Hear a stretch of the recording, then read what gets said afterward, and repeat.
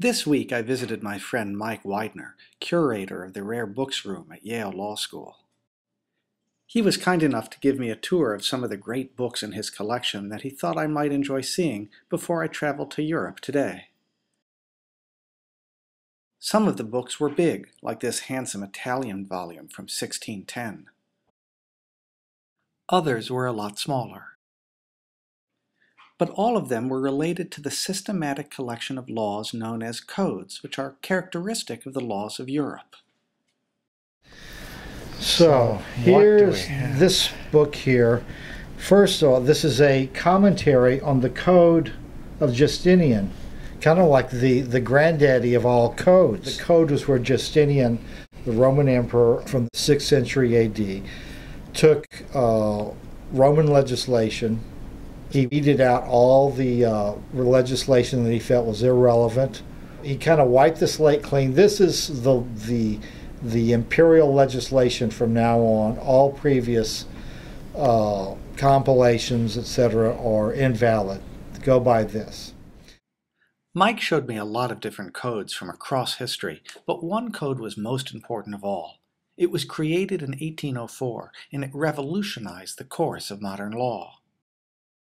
Wait, now listen, did you ever hear of the Napoleonic Code, Star? No, Stanley, I haven't heard of the Napoleonic All right, Code. okay, then just let me enlighten you on a point or two. Yes? Now, we got here in the state of Louisiana what's known as the Napoleonic Code. I think it grew out of this whole idea of, the enlightenment, of reform, of doing, let's do things in a logical way, let's kind of reinvent the world. What struck me most in looking at the codes Mike showed me was how beautiful they were.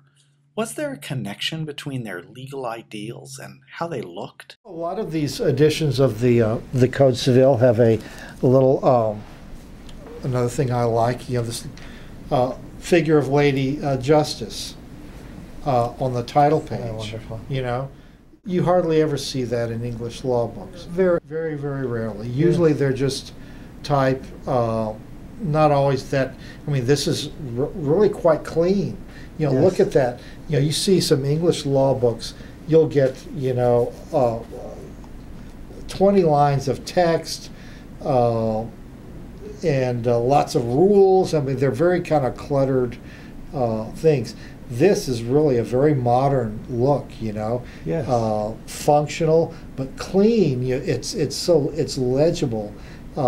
They've kind of cleaned away a lot of the detritus, you can the message pops out right at you, but it's attractive. It has an elegance to it, a simplicity. Look at here. Look at the way they've the typesetting here.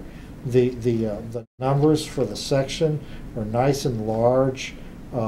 There's the line spacing is generous. The margins are generous. This is a nicely designed book. It's very legible.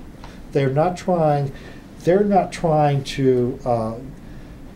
There's not an effort here to get as much possible text in as few possible pages. Almost an extravagance.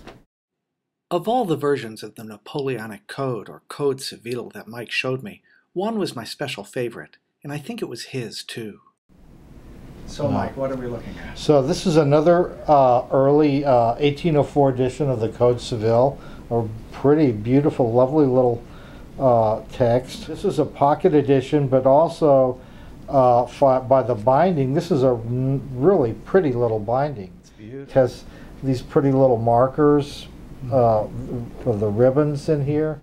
In some ways it's similar to the big large paper versions. It has kind of a precious quality to it. I'll tell you what it reminds me of is prayer books, breviaries. Yes. Kind of almost a talismanic kind of a quality to it. This is not really for lawyers, I mean, it's for the people, There's a whole popular aspect to a format like that. And so what is the relation between the way books and other things look and the kind of law they embody? That's one of the questions I'll be thinking about while I'm here in Europe, all the while looking forward to the next magical volume Mike will show me when I return home.